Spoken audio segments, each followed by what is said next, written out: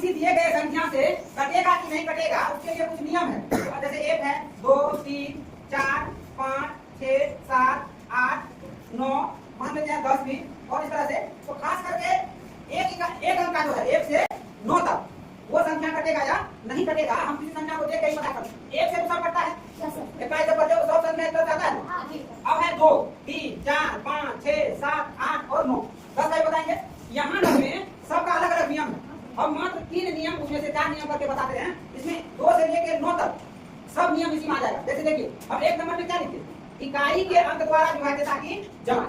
कोई भी बड़ी से बड़ी संख्या है, मान लेते हैं कि यह एक संख्या है ना, यह एक संख्या है और इसको कहता है कि बताइए यह संख्या 2 से कटेगा कि नहीं कटेगा, 5 से कटेगा कि नहीं कटेगा। तो हम जो है सिर्फ इकाई का अंक यही वाला यह कौन सा अंक है, इकाई का अंक है ना, यह कौन सा अंक है, इकाई का। यहाँ पर अगर है ना 0 2 4 6 8 इतना जो अगर रहेगा इकाई के जगह पर तो हम इधर कुछ भी है तो यह 2 से कटेगा। किससे कटेगा, 2 से क्या होगा, कटेगा, 2 से विभाज्य होगा। 2 से क्या होगा, विभाज्य।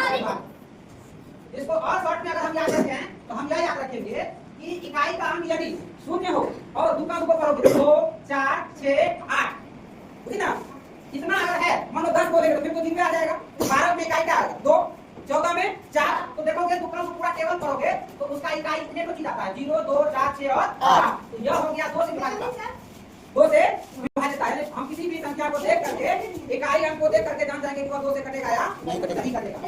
अब देखो 5 से भी पता चल जाता है इकाई का अंक देख के।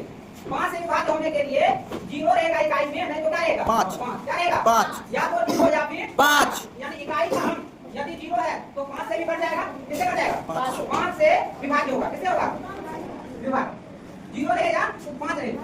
और अगर इकाई का अंक 0 2 4 6 8 रहे तो किससे विभाज्य होगा 2 से। अब बताओ क्या ऐसा संख्या रहेगा कि 2 से भी कटेगा और 5 से भी कटेगा, तो 0।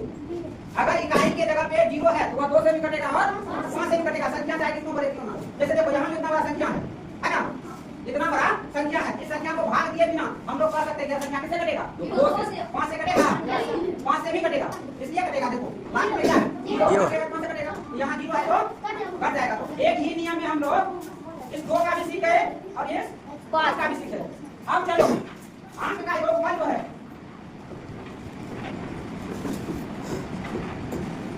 इतना बड़ा संख्या है, इसको देख करके अगर हम लोग को कहा कि 3 से कटेगा कि नहीं और 9 से कटेगा कि नहीं, किससे 3 और 9 से, तो इकाई के अंक द्वारा जो है हम लोग कौन संख्या का जांच करते हैं 2 और 3 नहीं 5 से विभाज्यता।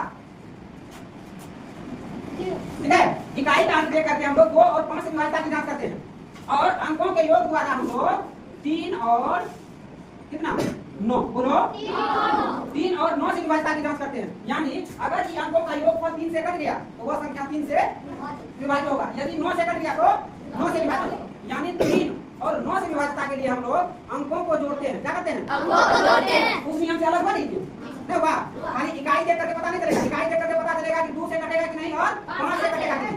2 और 5 सर जी फोन आ रहा है। और 3 और 9 से विभाज्यता के लिए हम क्या करेंगे अंकों को जोड़ेंगे। देखो यहाँ जोड़ोगे तो कितना होगा 3 2 5 2 7 2 13 4 13 4 17 17 1 यहाँ पर जो है अंकों का योग क्या हो रहा है 18 हो रहा है। अंकों का योग 18 हो रहा है। क्या हो रहा है 18। अंक का योग में 3 से और 9 से भाग दिया। 3 से अगर कट गया तो संख्या 3 से कट जाएगा, 9 से अगर कट गया तो संख्या 9 से 18 जो है देखो संयोग से यह 3 से भी कटेगा 18 9 से भी कटेगा। इसका मतलब यह जो संख्या है भाग देने की आवश्यकता नहीं है, यह संख्या 3 से कटेगा और 9 से भी कटेगा, दोनों कटेगा ना। अब यह बताओ ऊपर वाला जानकारी के आधार पर इसको देख करके यह 2 से कटेगा नहीं कटेगा। अब सोचो अगर इसमें भाग देना पड़े तो अपना लोग को यहाँ से यहाँ तक उतारेंगे तब पता चलेगा नहीं कटेगा, कितना दूर पड़ जाएगा। और अगर हमको यह नियम पता है तो हम इसी को देख करके बता देंगे कि यह 2 से कटेगा कि नहीं कटेगा। तो क्या यह संख्या जो है यह 5 से कटेगा कटेगा 3 से कटेगा 3 से कटेगा। जब अंकों को जोड़े 3 से कट गया तो पूरा 3 से कटेगा ना। और यह बताओ क्या यह संख्या 9 से कटेगा तो 9 से भी कटेगा। इसके लिए दो अलग नियम है, इन दोनों को हम एक में तुम लोग को रिवीजन बात बता रहे हैं। 3 से भी हो गया और 9 से भी हो गया। अब चलिए अब हमारा बचा हुआ है 4। तो 4 का नियम क्या है, कितना बड़ा संख्या क्यों नहीं हो ना, कितना बड़ा संख्या क्यों नहीं हो। हम अंतिम का अंक देखेंगे कि वह 4 से अंतिम का 2 अंतिम का 2 देखिए इधर देखा है ना 3 2 24,25,424 है। यह इस संख्या में अगर हम 4 से भाग देते जाएंगे तो कितना होगा नहीं होगा।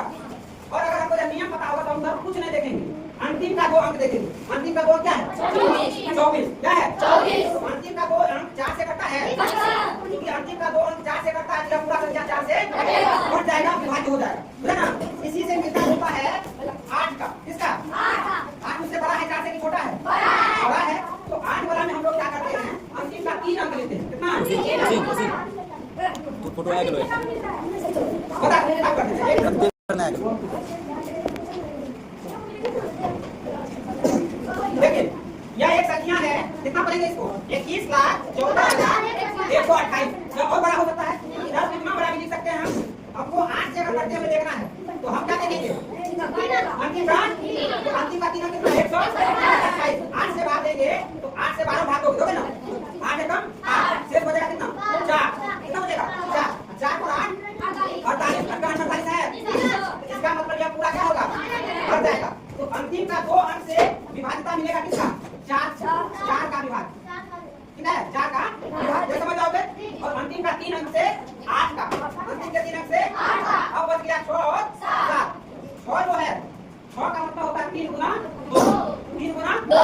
तो वैसी संख्या जो 2 से कट जाए और 3 से कट जाए वह संख्या 6 से विभाज्य होगा। क्या होगा विभाज्य होगा। कोई संख्या जो 2 से भी कटे देखिए 3 2 5 2 7 4 11 ठीक है 2 13 2 15 यह एक संख्या है ना। अंतिम में 2 है तो 2 से कटेगा और अंक को जोड़ो 3 2 5 2 7 4 11 2 13 2 15 15 3 से कटता है।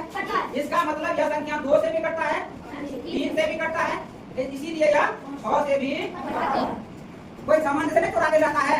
देखेगा 2 भाई मिलकर खाता है, तीसरा भाई देख लिया अगर तो कहता हमको भी तू खाया तो हमको भी तो 2 से अगर कटा 3 से कटा तो वह संख्या 6 से भी कटेगा। 6 का भी काम तमाम। अब 7 जो है सबसे खतरनाक 7 का ही होता है ना, इसीलिए इसको सबसे लास्ट में रखते हैं।